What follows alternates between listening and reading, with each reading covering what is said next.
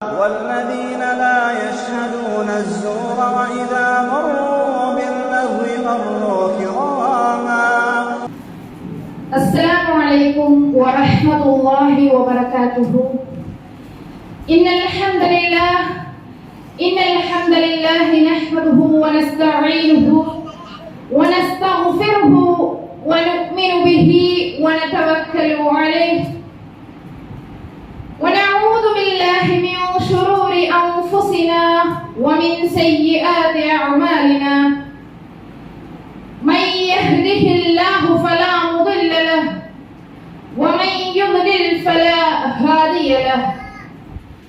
أشهد أن لا إله إلا الله وأشهد أن محمدا عبده ورسوله. أما بعد،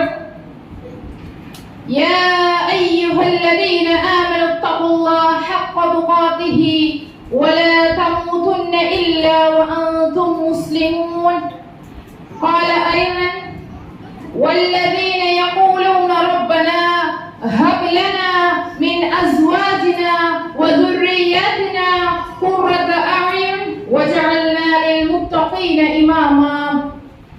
வார்த்தைகளில் சிறந்தது அகில உலகத்தையும் படைத்த ஏக இறைவனுடைய வார்த்தைகள் என்றும், வழிகாட்டுதலில் சிறந்த வழிகாட்டுதல் உத்தம தூதர் அண்ணல் நம் பெருமகனார் நபிகள் நாயகம் ஸல்லல்லாஹு அலைஹி வஸல்லம் நமக்கு காட்டித் தந்த வழிமுறைகள் என்றும், மார்க்கத்தின் பெயரால் எதெல்லாம் புதிதாக உருவாக்குகின்றார்களோ புதிதாக உருவாக்குகின்ற ஒவ்வொன்றும் பிதஅத் என்றும், அந்த பிதஅத்துகள் அனைத்தும் வழிகேடு என்றும், அந்த வழிகேடுகள் அனைத்தும் மனிதனை நரகில் தான் கொண்டு போய் சேர்க்கும் என்றும் நபி ஸல்லல்லாஹு அலைஹி வஸல்லம் அவர்கள் தங்களுடைய ஒவ்வொரு உரையின் ஆரம்பத்திலும் எப்படி தன்னுடைய சமுதாயத்திற்கு ஆழப்பதிவு செய்தார்களோ, எந்த அளவிற்கு எச்சரிக்கை செய்தார்களோ, அன்பார்ந்த சகோதர சகோதரிகளே, என்னுடைய இந்த உரையின் ஆரம்பத்திலும் நான் எனக்கும் உங்களுக்குமாக ஆழப்பதிவு செய்ய கடமைப்பட்டிருக்கின்றேன்.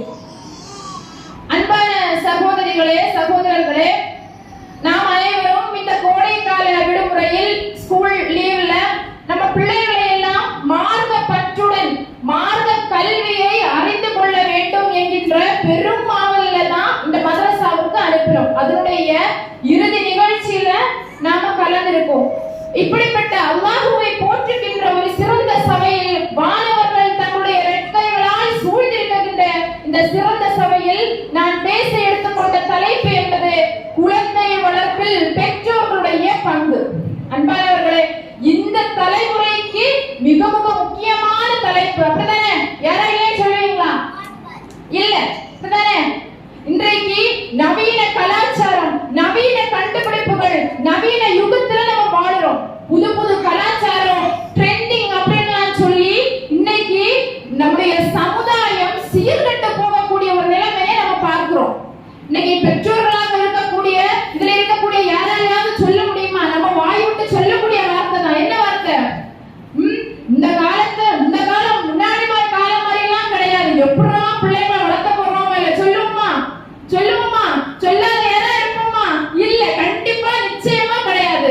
வயிற்றுல நெருப்பு கட்டிட்டு வாழுவோம் அப்படின்னு எல்லாம் கூட நம்ம சொல்லுவோம். அந்த அளவுக்கு இன்றைக்கு சீரழிந்து போகக்கூடிய ஒரு நிலைமையான சமுதாயத்துலதான் நம்ம வாழ்ந்துகிட்டு இருக்கோம்.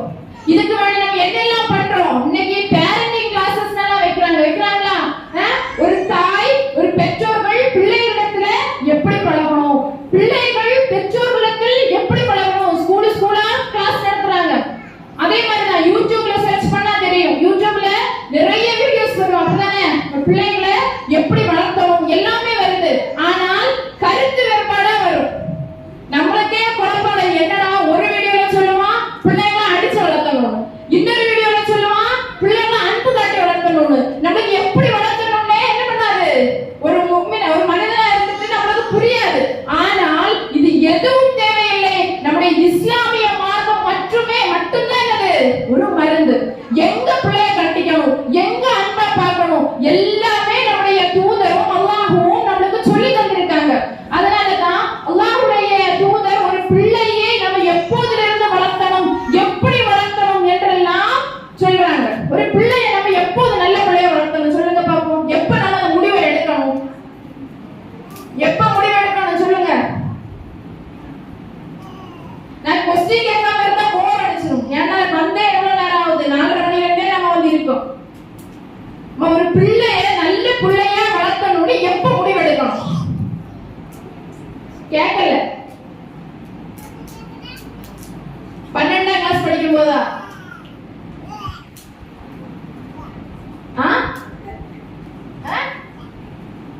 7 வயசுல. வேற என்ன பதில் வரும்? பிள்ளை பெத்தெடுக்கும் போது. வேற என்ன பதில் வரும்? வயிற்றுல இருக்கும் போது வருமா? ஆனா ஃபர்ஸ்ட் நம்ம எங்க தெரியுமா முடிவெடுக்கணும்? பிள்ளைங்களுக்கு பொண்ணு மாப்பிள்ளை வைப்போம்ல, மாப்பிள்ளைக்கு பொண்ணு வைப்போமா? மகனுக்கு பொண்டாட்டியை தேடுவோம், மகளுக்கு மாப்பிள்ளையை தேடுவோம். அங்கதான் என்ன வருது? ஒரு சமுதாயம் உருவாகுது. அப்படிதானே? ஒரு ஆணும் ஒரு பெண்ணும் இணையும் போதுதான் ஒரு பிள்ளை உருவாகுது. அப்ப நம்ம ஃபர்ஸ்ட் எங்க பார்க்கணும்? ஒரு குடும்பம் உருவாகுதுன்னா நம்ம இன்னைக்கு பாக்குறோம் தௌஹீத் மாப்பிள்ளை அப்படின்னு பாக்குறோம். தொழுறானா இல்ல செய்யறானா எல்லாம் பாக்குறோம். ஆனால் அந்த சமுதாயத்தை, இந்த பிள்ளைகளை கவனிக்கக்கூடிய பக்குவதை இருக்கக்கூடிய பிள்ளைய தான், ஒரு பையனை தான் என் பொண்ணுக்கு நான் கல்யாணம் பண்ணி கொடுத்துருக்கேனா, அவன் கரெக்டா இருக்கானா, பிள்ளைகளை கேர் பண்ணுவானா, தொழுகை விஷயத்துல இந்த பிள்ளைகளை கண்டிக்கக்கூடியவனா இருப்பானா, எல்லா விஷயங்களையும் தன்னுடைய பெற்றோர்களை பார்க்கக்கூடியவனா இருப்பானா, அப்படி ஏற்பட்ட விஷயங்கள்ல எல்லாத்துலயுமே சிறந்து விளங்கக்கூடியவர்களாக தான் ஒரு மார்க்க பற்றுள்ள பெண்ணுக்கு தான், ஒரு மார்க்க பற்றுள்ள ஆணுக்கு தான் என்ன செய்ய முடியும்? ஒரு பிள்ளைய சரியான முறையில வளர்த்தி எடுக்க முடியும். அதனால ரசூலுல்லாஹ் சொன்னாங்களா, ஒரு பெண் வந்து 4 விஷயங்களுக்காக திருமணம் முடிக்கப்படுகிறாள். எதெல்லாம்? ஃபர்ஸ்ட் என்னது? லி ஜமாலிஹா, அவளுடைய அழகுக்காக திருமணம் முடிக்கப்படுகிறாள். லி ஹஸபிஹா, அவளுடைய குடும்ப பாரம்பரியத்திற்காக திருமணம் முடிக்கப்படுகிறாள். லி மாலிஹா, அவளுடைய செல்வத்திற்காக திருமணம் முடிக்கப்படுகிறாள். 4ஆவதாக சொல்றாங்க அவளுடைய தீனுக்காக திருமணம் முடிக்கப்படுகிறாள். இந்த 4 விஷயத்திலேயும் எதுதான் ஃபர்ஸ்ட் நிக்கணும்? தீனை தான் நம்ம பார்க்கணும். ஆனா இன்னைக்கு நம்ம எதை பார்க்கிறோம்? பிள்ளைங்களுக்கு கல்யாணம் முடிக்கிறது வரைக்கும் தான் அழகு எல்லாமே. அப்படிதானே? ஆணுக்கும் அப்படிதான், பொண்ணுக்கும் அப்படிதான். அதுக்கப்புறம் அழகெல்லாம் வராது, குணம் தான் வரும். அப்படிதானே? அப்போ நம்ம பிள்ளைங்களுக்கு வந்து மாப்பிள்ளை பார்க்கறதாக இருந்தாலும் இல்ல பையனுக்கு பொண்ணு பார்க்கறதாக இருந்தாலும் நம்ம இதை எப்போதுமே கவனத்தில் வைக்கணும். சிறந்த சமுதாயத்தை உருவாக்கக்கூடிய குடும்பமாக ஆகிறதுக்கு இது வழியாகுமா? அதனால நம்முடைய சமுதாயத்துல வந்து சீர்கேடுகள் குறை. அல்லாஹ் தஆலா இந்த குழந்தை வளர்ப்புல குழந்தைகளை பற்றி குர்ஆன்ல சொல்லும்போது யஹபு லிமன் யஷாஉ இனாஸா, யஹபு லிமன் யஷாஉ இனாஸா, நான் நாடியவர்களுக்கு பெண் குழந்தையை கொடுக்கிறேன். வ யஹபு லிமன் யஷாஉ துகூரா, நான் நாடியவர்களுக்கு ஆண் குழந்தைகளை கொடுக்கிறேன். அவ் யுஸவ்விஜுஹும் துக்ரான வ இனாஸா, நான் நாடியவர்களுக்கு ஆணையும் கொடுக்கிறேன் பெண்ணையும் கொடுக்கிறேன். வ யஜஅலு மன் யஷாஉ அகீமா, நான் நாடியவர்களுக்கு மலட்டுத்தன்மையாகவும் நான் ஆக்குறேன் அப்படின்னு அல்லாஹ் தஆலா சொல்றான். இப்போ இந்த இடத்துல ஒரு குழந்தையை கொடுக்கும் போது அல்லாஹ் தஆலா என்ன அந்த வார்த்தையில சொல்றான்? யஹபு, ஹிபா. ஹிபா பேர்ல போட்டிருக்கு. என்ன மீனிங்? gift. சரியா? அல்லாஹ் தஆலா சொல்லும்போது இந்த குழந்தைகளை ஒரு பரிசாக நான் உங்களுக்கு தந்திருக்கேன் அப்படின்னு சொல்லிட்டு அல்லாஹ் தஆலா சொல்றான். இன்னும் பல வசனங்களை பார்க்கும்போது அல்லாஹ் தஆலா சொல்றான், அல் மாலு வல் பனூனு ஜீனத்துல் ஹயாத்துத் துன்யா, இந்த உலக வாழ்க்கைக்கு இந்த செல்வமும் இந்த பிள்ளைகளும் எப்படிப்பட்டதா இருக்குமா? ஜீனத். ஜீனத்துனா என்ன தெரியுமா? அலங்காரம், கவர்ச்சி. இந்த பிள்ளைகளும் இந்த செல்வம் என்பது இந்த உலகத்தினுடைய கவர்ச்சி. அதே போன்றுதான் இன்னும் ஒரு வசனத்துல சொல்லும்போது நான் இந்த பயானுடைய ஆரம்பத்துல ஓதுன ஒரு துஆ குர்ரத்து அயுன் சொன்னனா மீனிங் என்னது? கேட்பீங்களா யாரா துஆ? கண் குளிர்ச்சி. என்னுடைய பிள்ளைகள் கண் குளிர்ச்சியா ஆகணும். அப்ப அல்லாஹ் தஆலா பிள்ளைகளை கண் குளிர்ச்சி அப்படிங்கிற ஒரு வார்த்தையை யூஸ் பண்றான். அப்போது அல்லாஹ் தஆலா குழந்தைகளை நமக்கு எப்படி தந்திருக்கான்? பரிசாக, பொக்கிஷமாக, கண் குளிர்ச்சியாக, பெரும் ஜீனத் அலங்காரமாக, கவர்ச்சியாக எல்லாம் தந்திருக்கிறான்னு சொல்லக்கூடிய இறைவன் இன்னும் வேற சில இடங்கள்ல இந்த பிள்ளைகளை எப்படி சொல்றான் தெரியுமா? ஃபித்னான்னு சொல்றான். வஅலமு அன்னமா அம்வாலக்கும் வ அவுலாதுக்கும் ஃபித்னா. இந்த பிள்ளைகள் இருக்காங்களே, இந்த பிள்ளைகள் என்பவர்கள்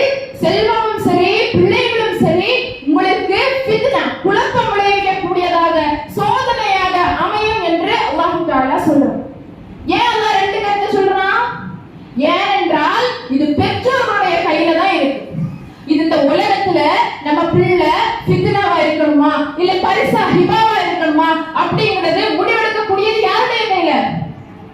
யாருடைய கையில? பக்கத்து வீட்டுல இருக்கிறவங்க கையிலயா? இல்ல, நம்ம பெற்றெடுக்கக்கூடிய பெற்றோர்களுடைய கையில தான் இருக்கு. அப்போ ஒரு பிள்ளை வருது அப்படின்னா முழு பொறுப்பு யாருக்கு வருது? பெற்றோர்களுக்கு வருது. அதனால தானே அல்லாஹ் தஆலாவுடைய தூதர் சொன்னாங்க, குல்லுக்கும் ரா, சொல்ல முடிச்சாங்க, குல்லுக்கும் ரா, ஒவ்வொருவர்களும் பொறுப்பாளிகள், வக்குல்லுக்கும் மஸ்ஊலுன் அன் ரஅய்யா, உங்களுடைய பொறுப்பை பற்றி நாளை மறுமையில விசாரிக்கப்படுவீர்கள் அப்படின்னு அல்லாஹ் கேட்டான். அல்லாஹ் தஆலாவுடைய தூதர் சொன்னாங்க. நம்முடைய பொறுப்பு என்ன சொல்லுங்க பாப்போம்? குக்கிங் வேலை தானே. நம்ம என்ன பண்றோம்? வீட்டுல பல பேருடைய வீட்டுல சமையல்லே நம்ம செத்து கிடக்கிறோம். காலையில எழும்பணும், என்ன சாப்பாடு செய்யலாம், மத்தியானம் எழும்பணும், என்ன சாப்பாடு செய்யலாம், சாயங்காலம் ஆகணும், என்ன தச்சு பொரிக்கலாம், நைட் ஆகணும், என்ன சாப்பாடு செய்யலாம். இதுக்கடையில பிள்ளைங்க வந்தா டென்ஷன், பாப்பா வந்துடும், சாய போடணும், அது போடணும், இது போடணும். பிள்ளைகளை கவனிக்கிறது கிடையாது. ஒரு பக்கம் பிள்ளைங்க இப்படியே போறாங்க. நம்முடைய சமுதாயத்துல இது ஒரு பொறுப்பு, நம்முடைய மார்க்கம் ஒரு பொறுப்பு அப்படின்னு நம்மளுக்கு சொல்லி தந்திருக்கு. என்ன பொறுப்பு பெண்களுக்கு? தன்னுடைய கணவனுக்கும் கணவனால் பெற்றெடுத்த பிள்ளைகளுக்கும் வீட்டாளர்களுக்கும் நம்ம பொறுப்பாளி அப்படின்னு சொல்றாங்களே. நாளைக்கு அல்லாஹ் தஆலா கேள்வி கேட்பான், உன்னுடைய பிள்ளைய நீ சரியான முறையில கவனிச்சியா, எப்படி கவனிச்சா என்றெல்லாம் அல்லாஹ் கேள்வி கேட்கும் போது பதில் சொல்லக்கூடிய சிறந்த பிள்ளையான சமுதாயத்துல வார்த்தெடுத்தேன்னு சொல்லிட்டு நம்ம எத்தனை பேர் பதில் சொல்றதுக்கு தயாரா இருக்கும்? யோசிச்சு பார்ப்போம். நம்ம வீடுகள்ல நம்ம எப்படி நம்ம பிள்ளைங்களுக்கு நடந்து கொள்ளணும் அப்படிங்கறத யோசிச்சாலே போதும். அப்படிதானே? ஏன்னா எந்த ஒரு பிள்ளையும் தப்பு செய்யறதா இந்த உலகில வராது. அப்படிதானே? அல்லாஹ்வுடைய தூதர் கூட நமக்கு சொல்லி தந்தாங்க, மாமின் மௌலூதின் இல்லா யூலது அலல் ஃபித்ரா, இந்த உலகில வரக்கூடிய ஒவ்வொரு குழந்தைகளும் எப்படி வர்றாங்க? இயற்கை மார்க்கமாகிய இஸ்லாத்துல தான் பிறக்கிறாங்க. அவர்களுடைய பெற்றோர்கள் தந்தை தான் எப்படி ஆக்குறாங்க அந்த பிள்ளைங்களை? அப்படின்னு சொல்லிட்டு சொல்றாங்க. யூதனாகவோ மஜூசி, நெருப்பு வளர்க்கக்கூடிய மஜூசிகளாகவோ, யூதனாகவோ நஸ்ரானிகளாகவோ எல்லாம் மாத்திரம் யாரு? தன்னுடைய பெற்றோர்கள் என்று ரசூலுல்லாஹ் சொல்லி தந்தாங்க. இப்ப நம்ம தான் யோசிச்சு பார்ப்போமே. ஒரு குழந்தை பிறக்குது, உதாரணத்துக்கு நான் ஒரு விஷயம் சொல்றேன். ஒரு குழந்தை இந்த உலகில பிறக்குது. பிறக்கும் போது அந்த பிள்ளை எதுவுமே தெரியாது. நம்ம வளர்த்தெடுக்கிறது மாதிரி தான் அந்த பிள்ளை வளர்ந்து வரும். எந்த அளவுக்குன்றா, இப்ப சவுதி அரேபியால இருந்து ஒரு பிள்ளை நம்ம கல்யாணம் பண்ணிட்டு வரோம்னு நினைச்சுக்கோங்க. ஒரு அரபி பொண்ணு, சரியா? அரபி பேசக்கூடிய ஒரு அரபி பொண்ணை நம்ம கோட்டாரில் இருக்கக்கூடிய ஒரு பையன் திருமணம் முடிக்கிறான். அந்த பிள்ளையை பெற்றெடுத்து அந்த பிள்ளை அந்த தாயுடைய அந்த பிள்ளை பெற்று வரும்போது அந்த சரௌண்டிங்ஸ் நம்ம பேசக்கூடிய மொழி அதுலதான் அந்த பிள்ளை வளர்ந்து வரும். நிறைய பேர் பார்த்திருக்கீங்களா? நம்ம பிள்ளைங்க படிக்கக்கூடிய ஸ்கூல்ல கூட வேற நாட்டுல இருக்கிறவங்களே இருப்பாங்க. அந்த பிள்ளை அழகான தமிழ் பேசும். ஆனா இதுவே அந்த பிள்ளை அங்க இருந்தா பேசுமா? பேசாது. அப்ப யோசிச்சு பார்க்கணும் தானே, நம்முடைய தாய்மொழி என்னவோ நம்ம பிள்ளைங்க நம்ம சரௌண்டிங்ஸ்ல எப்படி வளர்க்குறோமோ அதே மாதிரிதான் அந்த பிள்ளைங்க பழக்கப்பட்டு வருவாங்க. அதனாலதான் சொல்றாங்க, நம்முடைய பிரதிபலிப்பு தான் என்னது? பிள்ளைகள். நம்ம எப்படி இருக்கோமோ அது மாதிரிதான் யாரு வரும்? பிள்ளை வரும் அப்படின்னு சொல்லிட்டு நிறைய பேர் சொல்லுவாங்க. இதுக்கு என்ன ஒரு உதாரணம் சொன்னா, 2 வயசு பிள்ளைகளை பார்ப்போமே, அந்த பிள்ளைங்க எப்படி இருக்கும்? வாங்க சொன்ன உடனே நம்ம கை கட்டுறோம். அந்த பிள்ளை நிக்குமா? நிக்குமா? அம்மா சல்லா வேணுங்க, மஃப்தா வேணுங்க, நான் தொழ போறேன்னு சொல்லுமா? அது நம்ம சொல்லி கொடுத்தோமா தொழணும்னு? இல்ல. ஏன்னா தாயாக இருக்கக்கூடியவங்க எப்படி இருக்கா? தொடக்கூடியவர்களா இருக்கும்போது அதை பார்த்து பார்த்து வளரக்கூடிய பிள்ளைகள் அவருடைய செயலால சீர் பெற்று வருது. ஆக ஒரு தாய், ஒரு பெற்றோர்கள் எப்படி நடந்துக்கிறாங்களோ அது மாதிரிதான் யார் வருவா? பிள்ளைகள் வருவார்கள் என்பதை நம்ம எப்போதுமே கவனத்துல வைக்கணும். இன்னைக்கு பெற்றோர்கள் பல விதமான பெற்றோர்கள் இருக்காங்க. நான் இப்ப கொஞ்சம் லிஸ்ட் வைக்கிறேன், சரியா? நம்ம எப்படிப்பட்ட பெற்றோர்களா நம்ம வீட்டுல பிள்ளைகளிடத்துல பழகுறோம் அப்படிங்கறது நம்ம யோசிக்க வேண்டியது. சில பெற்றோர்கள் எப்படி இருப்பாங்க தெரியுமா? உள்ள படிப்பு அவசர பெற்றோர்களாகவே இருப்பாங்க. காலையில 6 மணிக்கு எழும்பணுமா? எழும்பு, காலையில டியூஷன் போகணும். அதுக்கப்புறமா என்னது? ஸ்கூலுக்கு போகணும். அதுக்கப்புறமா வந்தாச்சா படபடபடா ட்ரெஸ் போட்டு விடணும், மதரசாவுக்கு போ. அதுக்கப்புறமா வந்தாச்சா படபடா ட்ரெஸ் போடணும், டியூஷன் கிளாஸுக்கு போ. வந்தாச்சா 9 மணி ஆச்சா, சரி 2 வாய் சாப்பிட்டு தூங்கு. இப்படி பல பெற்றோர்கள் நம்ம யோசிச்சு பார்க்கணும். பல படிப்பு, உலக படிப்பு, படி படி படி. இன்றைக்கு அந்த மதிப்பெண் என்பது போதையா மாறிடுச்சு நம்மள பல பெற்றோர்களுக்கு. அப்படித்தானே? இன்னைக்கு நிறைய பிள்ளைங்களை பாருங்க, ஸ்டேட் ஃபர்ஸ்ட் எடுப்பான், ஆனா அவனுக்கு ஜெனரல் நாலேஜ் விஷயம் எதுவுமே தெரியாது. புக்ல இருக்கிறத அப்படியே மக்கப் பண்ணி படிச்சு ஃபுல் மார்க் வாங்குவாங்க. ஆனா பேக் பெஞ்சர்ஸா இருப்பாங்க, மார்க் கம்மியா இருக்கும். அவங்கள்ட்ட போய் கேட்டா உலகத்துல நடக்கக்கூடிய அனைத்து ஜெனரல் நாலேஜ் விஷயமும் யாருக்கு தெரியும்? அந்த பிள்ளைக்கு தெரியும். அப்படி ஒவ்வொரு பிள்ளைகளுடைய தரத்தையும் நம்ம தான் நிர்ணயிக்கணும். நம்ம பிள்ளைகளிடத்துல என்ன டேலண்ட் இருக்கு. நிறைய பெற்றோர்கள் படி படி படின்னு சொல்லி வேற எதுலயும் ஃபோக்கஸ் இல்ல, இதுலதான் ஃபோக்கஸ். ஒரு ஞாயிற்றுக்கிழமை வருதா என்ன பண்ணுவோம்? அப்போ நம்மளுக்கு வெப்பரமா இருக்கும். பிள்ளை வீட்டுல சும்மா இருக்கலாம், சரி போனோமா ஸ்விம்மிங் கிளாஸ் இருக்கும், நீச்சல் குளத்துல படிப்போம், இல்லைன்னா கராட்டே கிளாஸ் போ, இல்லைன்னா என்னது ஸ்போக்கன் இங்கிலீஷ் கிளாஸ் போ. எனக்கு தெரிஞ்ச ஒரு சம்பவத்துல என்ன சொல்றேன், ஒரு சின்ன பிள்ளை 4 வயசு பிள்ளை, அந்த 4 வயசு பிள்ளைக்கு ஸ்கூல் படிப்பு, மதரசா படிப்பு எல்லாத்துக்கும் மேல ஸ்போக்கன் இங்கிலீஷ் கிளாஸ். எத்தனையோ ஆயிரம் ரூபாயை கட்டி அந்த பிள்ளைய வந்து அவ்வளவு திணிக்கிறாங்க. சின்ன வயசு பிள்ளைக்கு எல்லாம் தேவையா? அது படிக்க படிக்க படிச்சு வரும். அப்படிதானே? ஆக நம்முடைய பெற்றோர்கள், நிறைய பெற்றோர்கள் வந்து இப்படி அவசர பெற்றோர்களாகவே இருக்காங்க. இன்னும் சில பெற்றோர்கள் எப்படி இருக்காங்க தெரியுமா? அன்பு பெற்றோர்களா இருக்காங்க. ரொம்ப அன்பு பிள்ளைங்களா, ரொம்ப அன்பு. எதுல அன்பு காட்டணும்னே தெரியாம அன்பை கொடுத்து பாசத்தை பொழியும். எந்த அளவுக்குன்னா சின்னதுல இருந்தே வளர்த்து சிலவங்க வருஷங்கள் கழிச்சு பிள்ளை வருவாங்க. அப்படிதானே? அப்ப என்ன ஆகும்? பிள்ளைதான் உலகம்னு சொல்லிட்டு கடைக்கு கூட்டிட்டு போவோம். ஒரு பொம்மையாக சும்மாதான் இப்படி பார்ப்பான். பாப்பாவுக்கு வெப்பரம் ஆயிரும். என்ன சொல்லுவோம்? மக்களுக்கு வேணுமா? சரி நான் வாங்கி தரேன் அப்படின்னு கேட்கவே மாட்டேன், வாங்கி கொடுத்துருவாங்க. நம்மள நிறைய பேருக்கு என்ன நினைக்கும் தெரியுமா? ஏன் கஷ்டம் என் பிள்ளை தெரியாம வளரணும்னு யோசிப்போம். அது சரியான பழக்கமா? நிறைய பெற்றோர்கள் சொல்லுவாங்க, என் கஷ்டத்தை வளர்த்த தெரியாம நான் அவரை வளர்த்துனேன் அப்படின்னு. ஆனா கஷ்டத்தை தெரிஞ்சுதான் நம்ம பிள்ளைகளை வளர்த்தணும்னு சொல்லுவோம். ஏனென்றால் அவனுக்கு கஷ்டம் என்ன, பாப்பா எங்க இருந்து சம்பாதிக்குது, பைசா எங்க வருது, எல்லாருக்கும் சொல்லிக் கொடுக்கணும். அப்பதான் நம்ம மனதுல வந்து ஒரு பக்குவம் வரும். சின்ன வயசுல இருந்தே எல்லாத்தையும் கேட்கறதையெல்லாம் கொடுத்து கொடுத்து கொடுத்து கொடுத்து கஷ்டத்தை தெரியாம வளர்த்தும் போது ஒரு கட்டத்துக்கு மேல ஒரு விஷயத்தை அவன் கேட்கும் போது நம்மளால வாங்கி கொடுக்க முடியலன்னு அந்த பிள்ளைக்கு வந்து மைண்ட் மாறும். சரி, பெற்றோர்களுடைய வரிசையை பார்த்துட்டு வரோம். இதுல இரண்டாவதா பார்த்தது என்னது? அன்பு காட்டுறோங்கிற பேர்ல நம்ம பிள்ளைகளுக்கு வந்து நம்ம பாசத்தை கொடுக்கறோங்கிற பேர்ல கஷ்டத்தை தெரியாம வளர்த்திட்டு இருக்கோம். இத என்ன விளைவுகள் வருது தெரியுமா? சில பிள்ளைகளுக்கு வந்து ஒரு வயசு ஆகும்போது 4000 ட்ரெஸ் தான் போடுவேன், 10,000 ட்ரெஸ் தான் போடுவேன், இப்படி எல்லாம் பிடிவாதம் பிடிக்கக்கூடிய பிள்ளைகளாக வளர்ந்து வராங்க.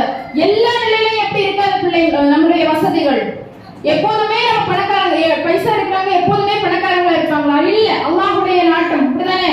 இதையெல்லாம் நம்ம பிள்ளைகளுக்கு வந்து சின்னதுல இருந்தே ஒவ்வொன்றையும் கற்றுக் கொடுக்க வேண்டும். பைசா இல்லையா, காசு இல்லையா, என்னால இன்னைக்கு வாங்கி தர முடியாது அப்படிங்கிற அந்த ஒவ்வொரு விஷயத்தையும் நம்ம பிள்ளைங்களுக்கு வந்து ஷேர் பண்ணணும். பாப்பாவுக்கு எவ்வளவு வருமானம் வருது, பாப்பாவுக்கு வந்து எங்க இருந்து பாப்பா எப்படி உழைக்கிறாங்க, எல்லாத்தையுமே நம்ம பிள்ளைங்களுக்கு கற்றுக் கொடுத்துதான் நம்ம வளர்க்கணும். நம்ம சொல்றோம் இல்லையா, எந்த கஷ்டமும் தெரியாம என் பிள்ளைய நான் வளர்க்கிறேன்னு, அது முற்றிலும் தவறான வாதம்.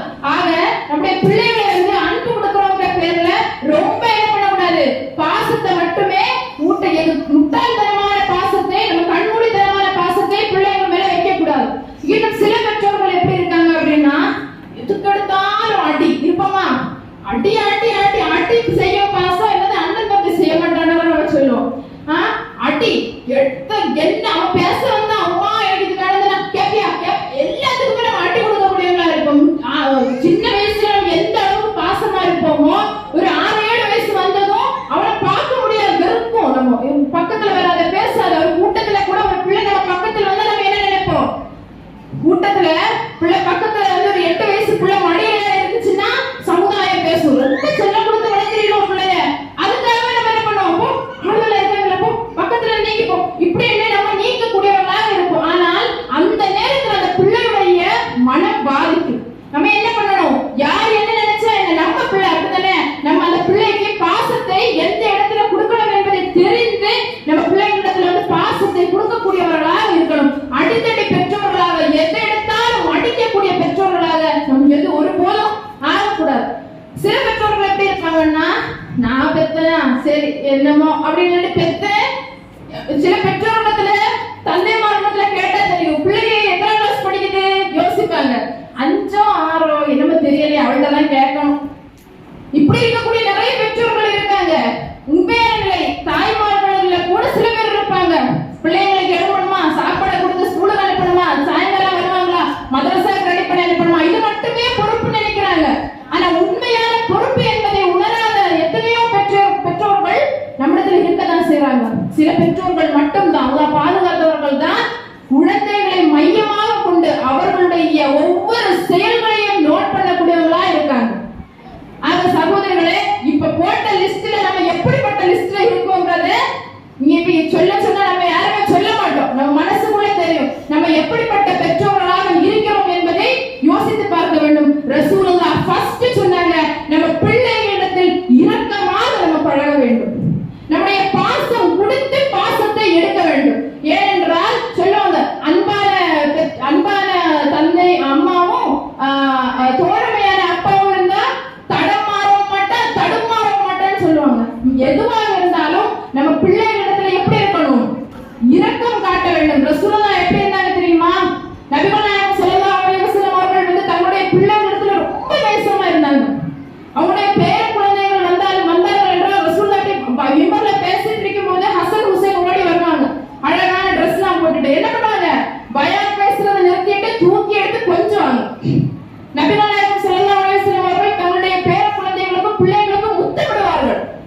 நம்மள எத்தனை பேர் நம்ம பிள்ளைகளுக்கு முத்தம் கொடுப்போம் சொல்லுங்க பார்ப்போம். எப்போ 3 வயசு 2 வயசுல கிடையாது, கொஞ்சம் வளர்ந்ததுக்கு அப்புறமும் பாசத்துல மோனே வா மகளே வா அப்படி சொல்லிட்டு பக்கத்துல வச்சு நம்ம எத்தனை பேர் நம்ம பிள்ளைங்களோட தனியா பொறுமையா பேசுவோம். இன்னைக்கு நிறைய பெற்றோர்கள் நிறைய பிள்ளைகள் சொல்லுவாங்க, என்ன சொல்லுவாங்க தெரியுமா? நிறைய பிள்ளைங்க சொல்லுவாங்க, உமா சொல்லுவாங்க, எது சொன்னாலுமே கேட்க மாட்டேங்கிறான், என்ன சொன்னாலுமே கேட்க மாட்டேங்கிறாங்க, எது சொன்னாலும் கண்டுக்கு முட்டுக்கு பேசிட்டே இருக்கான்.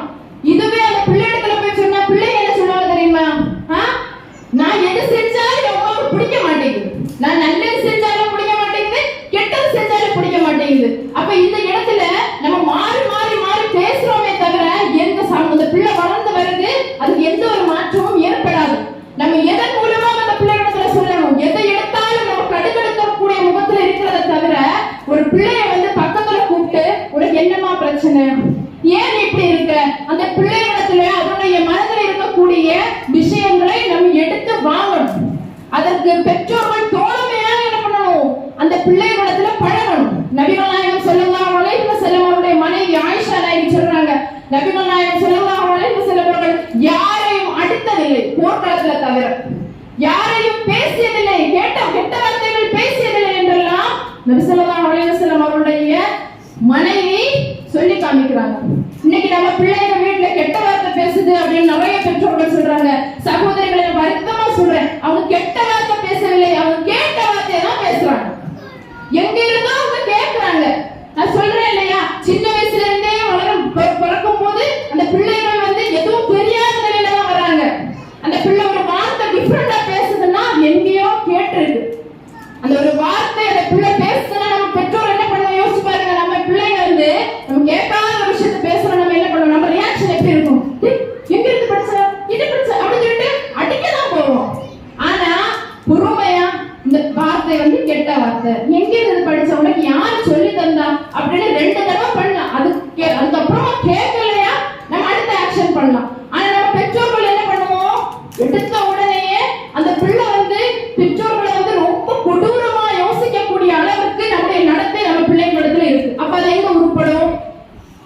உமாவுக்கு பாசம் இல்ல, பாப்பாவுக்கு பாசம் இல்ல அப்படிதான் நினைக்கும். உன்னைக்கு எத்தனை தந்தைமார்கள், நம்ம தந்தைமார்கள்ல ஆண் பிள்ளைங்களுடன் தோல்ல கை போட்டு எத்தனை பிள்ளைங்களோட வளர்த்திருக்கோம் யோசிச்சு பாருங்க. பாப்பானாலே உமா வந்து ஒரு டெரர் பீஸா பாப்பா வச்சிருப்பாங்க, அப்படிதானே?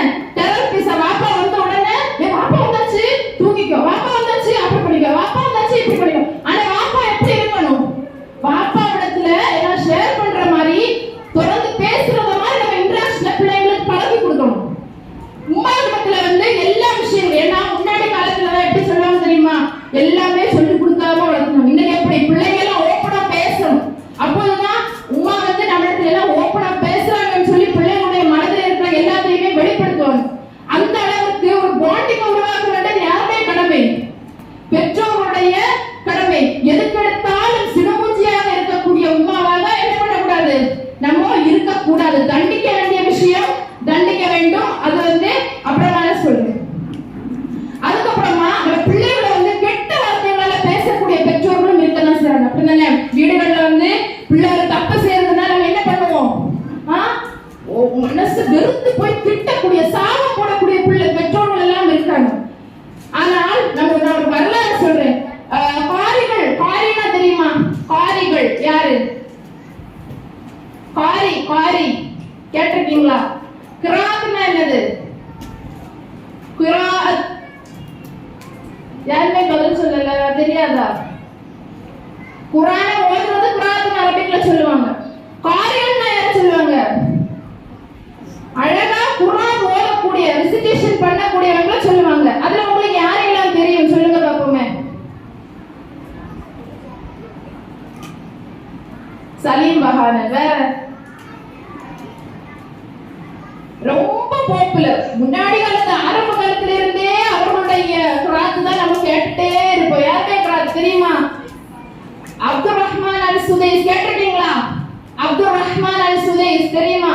தெரியாதவர்கள் கூட இருக்கலாம். அப்துல் ரஹ்மான் அல் சுதைஸ் அவங்களுடைய ஒரு ஆட்சிக்குள்ள 2 வருஷத்துக்கு முன்னாடி அந்த அவர்களுடைய வரலாறை பார்த்தா அவங்க வாய் விட்டு பேசி அழுறாங்க ஒரு சபையில. எப்படி அழுறாங்கன்னா அவர்கள் இந்த நிலைமைக்கு வர்றதுக்கு காரணம் யாருன்னு சொல்றாங்க? தன்னுடைய தாய் அப்படின்னு சொல்றாங்க.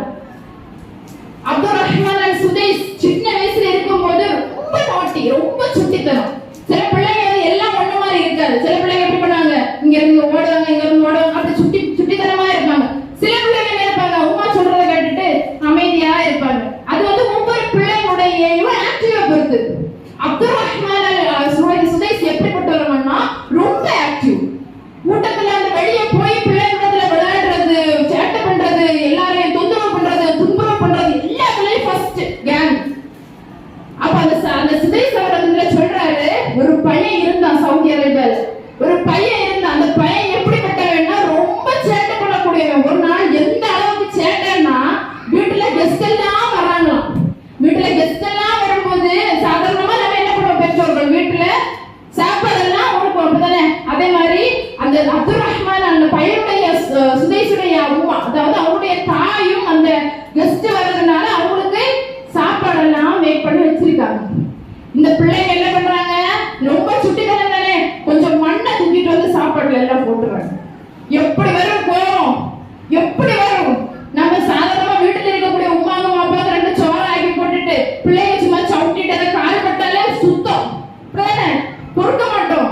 வாயில வரதெல்லாம் கண்டபடி பேசுவோம். உனக்கு என்ன புத்தி இல்லையா? அப்படியே இப்படி பேசிட்டே இருப்போம். நீ எல்லாம் நாசமா போ அப்படியெல்லாம் திட்டக்கூடிய பெற்றோர்கள் நிறைய பேர் இருக்காங்க. வாயை விட்டு பேசக்கூடிய பெற்றோர்கள். அல்லாஹ் தஆலா சொல்றான், நபிகள் நாயகம் ஸல்லல்லாஹு அலைஹி வஸல்லம் அவர்கள் சொல்றார்கள், உங்களுடைய பிள்ளைகளையோ உங்களுக்கு எதிராக பிரார்த்திக்காதீர்கள். ஏன் தெரியுமா? அல்லாஹ்விடத்துல பிரார்த்தனை ஒப்புக்கொள்ள கூடிய ஒரு நேரம் ஒன்று உள்ளது. அந்த நேரம்னா அந்த தாய் அந்த பேச்சு ஆணின் புறப்படும். அதாவது அல்லாஹ் தஆலா அதை நடத்திடும். ஆக நம்முடைய பேச்சுக்களை நம்ம சாபம் போடக்கூடாது. அந்த தாய் இத அந்த பையன் அந்த செயலை செய்யும் போது அவங்க சபிக்கல. அவங்க எப்படி சாபம் போட்டாங்க தெரியுமா? அவங்க சொல்லி சொல்லி அழுறாங்க. என்னுடைய தாய் எப்படி சாபம் போட்டாங்க என்றால், மோசமா போடணும், என் முன்னாடி வராத, என்ன வேலை பண்ண அப்படின்னு இல்ல, இவ்வளவு சேட்டை பண்ற பாத்தியா, நீ ஒரு நாள் மக்காவுக்கும் மதீனாவுக்கும் நீ இமாம் ஆகும், வேண்டாம் பாத்துக்கோ அப்படின்னு சாபம் போட்டாங்க.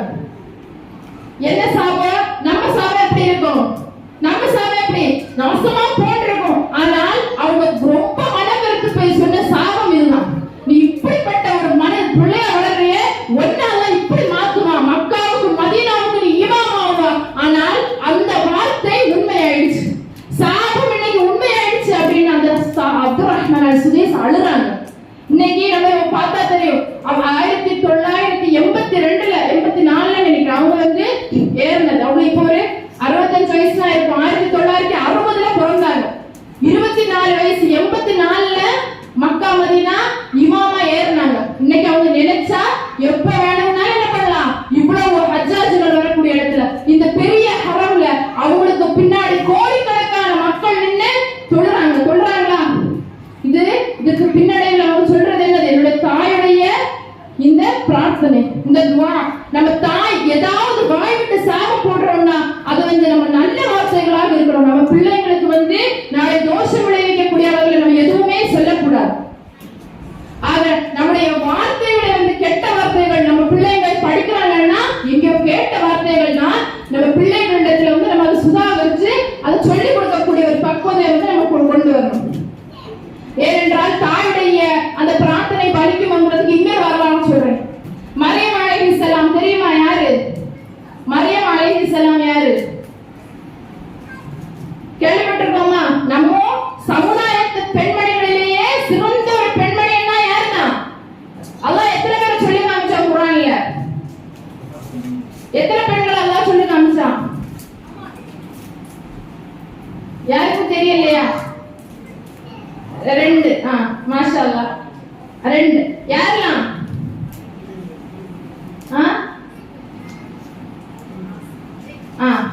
ஃபிரௌனுடைய மனைவி, அப்புறம் மரியம் அலைஹிஸ்ஸலாம். இந்த மரியம் அலைஹிஸ்ஸலாமுடைய உம்மா இருக்காங்க பாத்தீங்களா?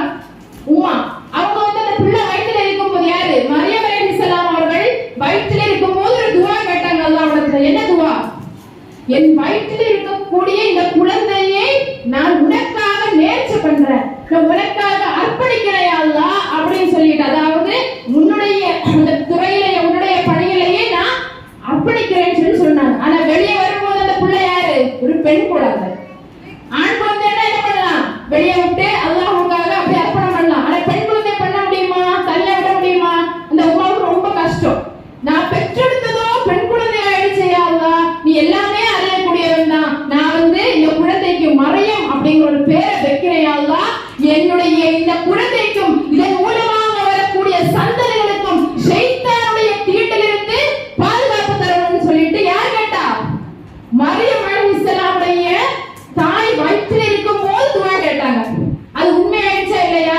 ஒரு ஹதீஸ்ல வருது, எந்த ஒரு குழந்தையும் வயிற்றில இருந்து வெளியே வரும்போது ஷைத்தானின் தீண்டுதலால என்ன ஆகுது? கூக்குரல் எழுப்புது. ஆனா யாருல தவிர? மரியம் அலைஹிஸ்ஸலாம், ஈசா அலைஹிஸ்ஸலாம் அவர்களை தவிர எல்லா குழந்தைகளும் அழும் அப்படிங்கிற ஒரு ஹதீஸ் வருது. இன்னும் ஈசா நபியுடைய ஒரு சிறப்பை பார்ப்போம். ஈசா அலைஹிஸ்ஸலாமை பற்றி அல்லாஹ் தஆலா குர்ஆன்ல சொல்லும்போது கூட இந்த ஈசா இந்த உறவு இந்த மரியம் அலைஹிஸ்ஸலாம் கிட்ட சொல்றான் அல்லாஹ், உனக்கு ஈசா அப்படிங்கிற ஒரு குழந்தை வரும். அவன் எப்படிப்பட்டவன் என்றால் எந்த இம்மையிலும் மறுமையிலும் தகுதி மிக்கவராகவும் எனக்கு ரொம்ப நெருக்கமானவராகவும் இருப்பார் என்று குர்ஆன் வசனம் வருது. அப்ப அந்த அளவுக்கு அந்த தாயுடைய அந்த துஆ எங்க வருது? ஃபியூச்சர்ல வந்துட்டே இருக்கு. அப்படிதானே? அப்ப நம்முடைய துஆக்கள் எப்படி இருக்கணும்? பெற்றோர்களாக இருக்கக்கூடிய நம்முடைய துஆக்கள் பிள்ளைகள் சேட்டை பண்றாங்களா? நம்ம மூலமாக தான் என்னது அவங்களுடைய ஃபியூச்சர் இருக்கு. நம்ம துஆ கேட்கணும் அப்படின்னா அந்த குழந்தைகளை சாபம் போடாம கெட்ட வார்த்தை பேசாம சிறந்த முறையில அந்த பிள்ளைகளை அணுக வேண்டிய பொறுப்பு நம்மிடத்துல இருக்கு. அது மட்டும் இல்லாம இன்னைக்கு நம்ம பாக்குறோம், இன்னைக்கு நிறைய ஹதீஸ்கள் பாக்குறோம். அப்படிதானே? ஹதீஸ்கள்லயே நிறைய ஹதீஸ்கள் அறிவிச்ச சஹாபி யாரு? அபூ ஹுரைரா. சின்ன சிறுவனா இருக்கிறது யாரு? கேள்விப்பட்டிருக்கீங்களா? தெரியலையா? சரி, நான் ஒரு வரலாறு சொல்றேன், அப்ப தெரியுதான்னு பார்ப்போம். நபிசல் ஒரு உம்மா என்ன பண்றாங்க? ஒரு பிள்ளையை பெற்றெடுத்து ஒரு 10 வயசுலயே நபி ஸல்லல்லாஹு அலைஹி வஸல்லம் அவங்களோட கொடுத்துறாங்க. எதுக்கு? நல்ல பிள்ளையா வளர்ந்து வரணும், ரசூலுல்லாஹ்வுக்கு ஊழியம் செய்து ரசூலுல்லாஹ்வுடைய நன்னடத்தைகளை பழகணும்னு சொல்லிட்டு ஒரு நல்ல பிள்ளையா வளரணும்னு சொல்லிட்டு ரசூலுல்லாஹ்வுக்கு கொடுக்குறாங்க. யாரு? மாஷா அல்லாஹ், அனஸ் ரலியல்லாஹு அன்ஹு அவர்கள். அனஸ் ரலியல்லாஹு அன்ஹு அவர்கள் சின்ன வயசுல ரசூலுல்லாஹ்விடத்துல போய் சேர்ந்தாங்க. 2286 ஹதீஸ்களை யார் அறிவிச்சிருந்தா? அனஸ் ரலியல்லாஹு அன்ஹு அவர்கள் அறிவிச்சிருந்தாங்க. இன்னைக்கும் வரலாறு பேசணும்னா யார் காரணம்? யார் காரணம்? உம்மா தான் காரணம். அப்படிதானே? எந்த பிள்ளையும் பெரிய அறிஞராகவோ அறிவாளியாகவோ யாரும் வர மாட்டா. நம்ம தான் நம்ம பிள்ளைகளை என்ன பண்ணணும்? பார்த்து எடுக்கணும். சிறந்த தலைமுறையா பார்த்து எடுக்கணும். நம்ம போய் யாரா ஏதாவது சொன்னா சொல்லிட்டு மார்க் கம்மி ஆயிடுச்சா, ஸ்கூல்ல ஏதாவது ஒரு டீச்சர் அந்த பிள்ளைங்களை தப்பா பேசினாங்களா, கண்டிக்க வேண்டியது கண்டிக்கணும். இருந்தாலும் எல்லாத்துக்கும் நம்ம பெற்றோர்களாக இருக்கிறவர்கள் கண்டிப்பாங்க. எல்லாத்துக்கும் சிடுமூச்சியாக அந்த பிள்ளைங்க என்ன பேச வர்றாங்க அப்படிங்கறத கூட காது கொடுத்து கேட்காத பெற்றோர்கள் எத்தனையோ பேர் இருக்கும். நம்மளுக்கு என்ன வேலை முடிஞ்சிருச்சுன்னா இப்ப இருக்கே நம்மளிடத்துல எல்லாருக்கும் என்னது போன் இருக்கா? நம்ம போன் நம்மளுக்கு மட்டும் இல்ல, பிள்ளைங்களுக்கும் இருக்கு. இன்னைக்கு முன்னாடி கொரோனா வந்த போது ஆன்லைன் கிளாஸ் இருக்கிற பேர்ல போன் எல்லாம் நமக்கு கிடைச்சிருச்சு. அதே இப்படி வழக்கமா என்ன ஆயிடுச்சு, சின்ன சின்ன 5ஆம் கிளாஸ் படிக்கக்கூடிய பிள்ளை, நான் மதரசா எடுக்கக்கூடிய ஒரு பிள்ளை சொல்லுது, மாமி அம்மா வந்து எனக்கு நான் கேட்கவே இல்லை, பர்த்டே கிஃப்டா எனக்கு போன் வாங்கி தந்ததுன்னு அந்த பிள்ளை சொல்லுது. பெற்றோர்கள் தானே இது. அந்த பிள்ளைங்களுக்கு பாசம் அப்படிங்கிற பேர்ல நம்ம என்ன பண்றோம், இதை வாங்கி கொடுத்துறோம். ஆனா இதுல என்ன இருக்கு, கெட்டதும் இருக்கு நல்லதும் இருக்கு. அதிகமா என்ன வருது, நம்ம நல்லது பக்கம் போனாலும் என்னதான் வருது, கெட்டதுதான் வருது. நம்ம இன்னைக்கு என்ன பண்றோம் தெரியுமா, ஒவ்வொரு பிள்ளைங்களுக்கும் ஒவ்வொரு போனு, ஒவ்வொரு ரூமும். பிள்ளைங்க ஒவ்வொரு ரூம்லயா வந்து தூங்குறாங்க. மேல மாடி கட்டி வச்சிருப்போம். பையன் என்ன பண்ணுவான், சாப்பிடறதுக்கு மட்டும் இறங்கி வருவான். அம்மா சாப்பிட்டாச்சா, அவன் எங்க போனா என்ன பண்றான் யாரும் எதுவும் தெரியாது. ஏன்னா அம்மா என்ன பண்ணுவாங்க, டைம் வரைக்கும் போன்ல தான் இருப்பாங்க. நம்ம என்ன பண்றோம், என்ன பாக்குறோம், எதுவும் அந்த பிள்ளைக்கு என்ன பண்றோம் எதுவும் நம்ம கவனிக்கிறது கிடையாது. நம்மளும் அதுல மூழ்கி இருக்கக்கூடிய நிலைமையில நம்ம இருக்கிறோம். இன்னும் சொல்ல போனா நம்மளத்துல இல்லாதது ஒரு போது நம்ம பிள்ளைங்க பண்ணாது. அது நிச்சயமான ஒரு விஷயம். நம்மளோட தொழிலாடை படிடாடை நேர்மையா பேசு, உறவுகளத்துல நல்லா பேசு, இதெல்லாம் நம்ம என்னதான் வசனம் பேசினாலும் நம்மளத்துல இல்லையா, பிள்ளை ஒருபோது பண்ணாது. நம்ம செயல தான் காமிக்கணும். சொல்லில காமிக்கிறத விட நம்ம செயல பார்த்து தான் பிள்ளை வளரும். ஒரு பையன் சொல்றான், என்கிட்ட தொழுன்னு சொல்லிட்டு உமா போய் டிவி பார்த்துட்டே இருப்பாங்க அப்படின்னு. ஆனா இன்னைக்கு நடக்குதா இல்லையா, நம்ம பிள்ளைகளத்துல தொழுறதுக்கு சொல்லுவோம், போய் குடிய எடுத்துட்டு சொல்லுவோம், படின்னு சொல்லுவோம், குரான் ஓதுன்னு சொல்லுவோம். நம்ம எத்தனை பேர் நம்ம அதை வந்து பின்பற்றோம்? பெற்றோர்களா இருக்கக்கூடிய நம்ம எத்தனை பேர் அதை பின்பற்றோம்? பெண் பிள்ளைகளை வளர்க்கிறோம், ஹிஜாப் முறையை நம்ம எத்தனை பேர் சொல்லி கொடுக்கிறோம்? முதல்ல நம்ம ஹிஜாப் நல்லா போடுறோமா? நம்ம ஹிஜாப் முறை அழகா போடுறோமா? இல்ல. வெளியே பயான் கிளாஸுக்கு வரும்போது நம்ம பிள்ளைங்களுக்கு பர்தா பழகிறோம். பருவ வயதை அடைந்த பிள்ளைகளை பற்றி நான் சொல்றேன். பயான் கிளாஸுக்கு வரும்போது நம்ம பிள்ளைங்களுக்கு பர்தாயை போட்டு விடுறோம். கல்யாண வீட்டுக்கு போகும்போது மேக்கப் பண்ணி விடுறோம். பண்றோமா? ஏன் இந்த இரட்டை வேடம் நம்மளுக்கு? இஸ்லாம் நம்ம பிள்ளைங்களுக்கு எதுக்கு ஹிஜாபை சொல்லி தந்தது, எதுக்கு ஹிஜாப் நம்மளுக்கு அணிவிக்க சொன்னது என்பதை நம்ம பிள்ளைங்களுக்கு எப்போ சொல்லி கொடுத்துருக்கோமா? இன்னும் சொல்ல போனா இன்னைக்கு வந்து நிறைய பெற்றோர்களை நம்ம பாக்குறோம், இந்த பிரிவு முடிவுகள் எல்லாம் பிள்ளைங்க என்ன பண்ணுவாங்க, த்ரெட்டிங் பண்ணக்கூடிய நிலைமை பாக்குறோம். உம்மா வந்து என்னது, அது வந்து பெரிய விஷயமாவே யோசிக்கிறது கிடையாது. நம்முடைய இஸ்லாமிய மார்க்கத்துல பிரிவு முடிவுகளை அகற்றுவது, பச்சை குத்திக் கொள்வது சாபம், ரசூலுல்லாஹ்வுடைய சாபம்னா அல்லாஹ்வுடைய சாபம். கிடைக்கூட நிறைய பெற்றோர்களுக்கு தெரிந்தாலும் என்ன சொல்றாங்க தெரியுமா, கல்யாண நாள் தானே, ஒரு நாள் தானே, பண்ணிட்டு போகட்டும் அப்படின்னு நிறைய இடங்கள்ல சரித்து போகக்கூடிய பெற்றோர்களும் இருக்கிறாங்க. அன்பாளர்களே, சரித்து போக வேண்டிய இடத்துல சரித்து போகணும். நம்ம பிள்ளை வந்து ஒரு விஷயத்தை சொல்லுது, அதற்கான ஸ்பேஸ் நம்ம கொடுக்கணும். ஒருவேளை மார்க்கத்துக்கு உட்பட்ட விஷயமா இருக்கும், நான் இந்த ட்ரெஸ் போடுறேன், அது அழகா தான் இருக்கும், சரிம்மா போட்டுட்டு போ, பிரச்சனை இல்லை. ஆனா அந்த பிள்ளை வந்து மார்க்கத்திற்கு மாறான விஷயம் செய்யும் போது பரவு சரியாயிடும், பிரச்சனை இல்லை அப்படின்னு சொல்லிட்டு சரித்து கொடுப்பது என்பது நம்ம பெற்றோர்கள் செய்ய வேண்டிய மிகப்பெரிய தப்பு. பெற்றோர்கள் செய்யக்கூடிய மிகப்பெரிய தப்பு. ஆக நாம் எந்த இடத்தில் நம்ம பிள்ளைகளை சரியாக வளர்த்த வேண்டும் என்பதை நம்ம யோசிக்கணும். இன்னைக்கு மதம் பற்றி பயன் பேசுறாங்க, அப்படித்தானே? அது உண்மையான விஷயம். இன்னைக்கு நிறைய ஆண் பிள்ளைகள் மது போதைக்கு அடிமையாகிறாங்க. மது போதைகளுக்கு எல்லாம் அடிமையாகிறாங்க. தாய் என்ன பண்றாங்க, வீட்டுல போய் ஒடுங்கி இருக்காங்க. ஸ்கூல்ல போய் விசாரிக்கிறீங்களா? வீட்டுல வரக்கூடிய ஆண் பிள்ளைகளுடைய பேரை நம்ம செக் பண்றோமா? யார் செக் பண்ணுவா? ஏதாவது பிரச்சனை வரும்போது நிறைய வீடுகள்ல போலீஸ் ஏறி செக் பண்றாங்க. பெற்றோர்கள் கண்டும் காணாமலும், நிறைய பெற்றோர்கள் கண்டும் காணாமலும் யாரும் இருக்க மாட்டா. நம்ம அசட்டையாக இருப்போம். ஏன் பிள்ளை தப்பு பண்ண மாட்டா, ஏன் பிள்ளை வரும்போது தப்பு பண்ண மாட்டா அப்படிங்கிற ஒரு எண்ணம் எல்லா பெற்றோர்களிடத்திலும் இருக்கும். ஆனா சகோதரிகளே, நம்ம தப்பு பண்ண மாட்டா அப்படின்ற பிள்ளைக்கு முன்னாடி காமித்தாலும் ஒரு சந்தேக பார்வை எப்போது நம்ம பிள்ளைகளிடத்துல இருந்தே ஆகும். ஏன்னா காலகட்டம் அப்படி. யாருக்கும் என்ன பண்ண முடியாது, கேரண்டி சொல்லவே முடியாத காலகட்டத்துல நம்ம வாழ்ந்துகிட்டு இருக்கோம். நம்ம பிள்ளைகளிடத்துல வந்து நம்ம நட்பாக பழகணும். அழகான ஹிஜாப் முறையை சொல்லிக் கொடுக்கணும். ஆண்களிடத்துல எப்படி பழக வேண்டும் என்பதை சொல்லிக் கொடுக்கணும். முதல்ல நம்ம ஹிஜாப்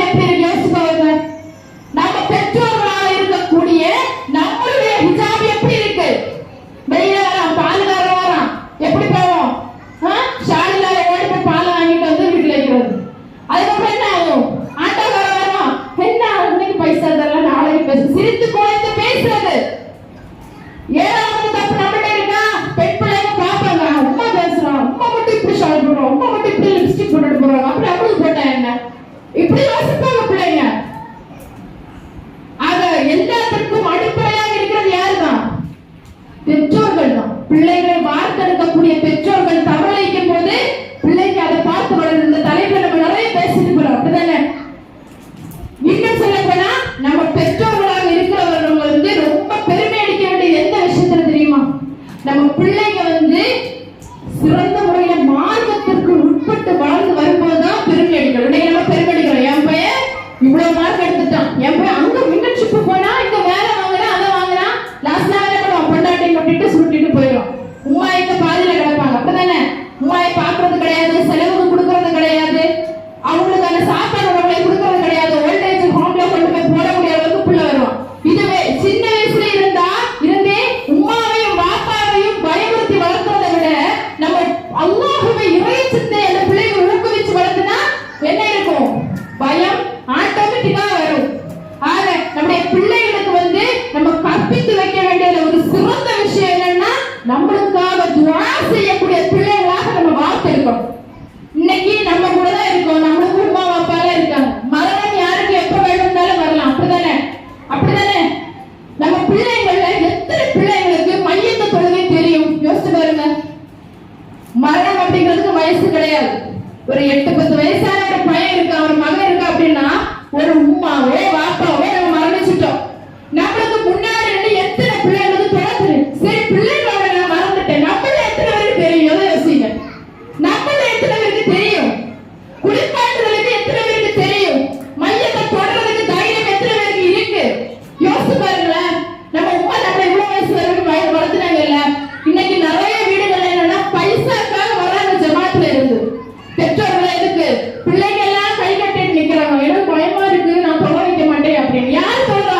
யாரோ ஒரு 3வது வயசுல வந்து அல்லாஹ் அக்பர்னு கை கட்டிட்டு போறாங்க. ஆனால் பெற்றெடுத்த பிள்ளை அல்லாஹ் அக்பர் அப்படின்னு கை கட்டும் போது அந்த உம்மா மேல வரக்கூடிய சக்குடி அடுக்க வருமா? நிச்சயமா வராது. ஆக நம்ம பிள்ளைகளுக்கு வந்து நம்ம அந்த தொழுகையில அந்த ஒரு கழுத்தாகும் போது நம்ம பிள்ளைகளுக்கு வந்து அந்த கையெழுத்து தொழுகை அது ஏன்னா மறுமையில இருக்கக்கூடிய ஒரு பெரிய விஷயம் என்னது? ஒரு மனிதன் வந்து மரணித்து விட்டால் கூட வரக்கூடியது 3 விஷயம், அப்படிதானே? எதெல்லாம் தெரியுமா? எதெல்லாம் வரும்? நிலையான தர்மம், சொதக்கத்தில் ஜாரியா, வேற சாலிஹான குழந்தைகள் செய்யக்கூடிய துஆ, வேற இல்மன் யுன்தஃபா பிஹி, அப்படிதானே? நிலையான கல்வி நம்ம வந்து சொல்லி கொடுக்குறோம்னா அது பிறர் படிக்க அது எல்லாருக்கும் போய் சேரும். ஆக நம்ம ஒரு குழந்தையை பெற்றெடுத்து வளர்க்கிறோம் என்றால் இதுல அந்த பிள்ளை சிறப்பா வருதா அப்படிங்கறத வந்து நம்ம தான் யோசிக்கணும். இல்மன் யுன்தஃபா பிஹி, இரு மறுமைக்கும் இந்த உலகிலும் சரி நாளை மறுமையிலும் சரி நான் என் உம்மாவுக்கு வந்து பிரார்த்தனை, பாப்பாவுக்கு வந்து பிரார்த்தனை செய்யக்கூடிய ஒரு சிறந்த குழந்தையா நான் என் பிள்ளைய வார்த்தெடுப்பேன் அப்படிங்கிற ஒரு உறுதிமொழி நம்ம எப்போதும் இருக்க வேண்டும். இல்லைன்னா என்ன ஆகும் தெரியுமா? இந்த கஷ்டப்பட்டோம், நாளைக்கு மறுமையில கூட அந்த பிள்ளை என்ன சொல்லுவானா? ரப்பனா அதாஹும் யஃபைன் மினல் அதாப், யா அல்லாஹ் எனக்கு எதுவுமே தெரியாது, என்னுடைய பெற்றோர்கள் என்னை வளர்த்துனாங்க, எப்படி வளர்த்துனாங்க தெரியுமா? அதுக்காக நீ மார்க்கத்துக்கு உட்பட்டு எதையும் வளர்த்தல, எனக்கு கிடைக்கக்கூடிய அந்த அதாப், எனக்கு கிடைக்கக்கூடிய அந்த வேதனையை வந்து 2 மடங்கா என்னுடைய பெற்றோர்களுக்கு கூட அப்படின்னு சொல்லிட்டு நாளைக்கு அந்த பிள்ளைகள் நம்ம பாசமா வளர்த்துறோம் இல்லையா, அந்த பிள்ளைங்க நமக்கு எதிராக நாளைக்கு சாட்சி சொல்லும். இது இந்த தேவையா? இந்த உலகிலேயே அந்த பிள்ளை நம்மளுக்கு பலன் இல்லை, நாளைக்கு மறுமையிலே நம்மளுக்கு பலன் இல்லைன்னா நம்ம வளர்த்திருக்கக்கூடிய பெற்றோர்கள் எதுக்கு? ஆக நம்முடைய இந்த உலகில் வாழக்கூடிய அந்த சிறிது காலத்துல நம்ம பிள்ளைகள் நிலையான ஒரு அந்தஸ்தை ஒரு துஆவை நம்மளுக்கு பெற்றுத்தர வேண்டும் என்றால் நம்ம பிள்ளைகளை வந்து உலக படிப்பு தேவைதான், கூட எதுவும் தேவைதான், மார்க்க கல்வியையும் அந்த பிள்ளைகளுக்கு சிறுதில இருந்தே நம்ம ஊட்டி வளர்த்துறோம்னா இம்மையிலையும் மறுமையிலையும் வெற்றி பெறக்கூடிய ஒரு சமுதாயமாக நம்ம வருவோம். அதனாலதான் நிறைய சஹாபாக்கள் நிறைய நபிமார்கள் துஆ செய்தாங்க, என்னுடைய சந்ததிகளை எல்லாம் சிறந்த சந்ததிகளாக ஆக்கியா அல்லாஹ். அதுதான் நம்மள கேட்கணும். வல்லதீன யகூலுன ரப்பனா ஹப் லனா மின் அஸ்வாஜினா வ ذُرِّيَّاتِنَا قُرَّةَ أَعْيُنٍ وَاجْعَلْنَا لِلْمُتَّقِينَ إِمَامًا. ரப்பனா ஹப் லனா, இறைவா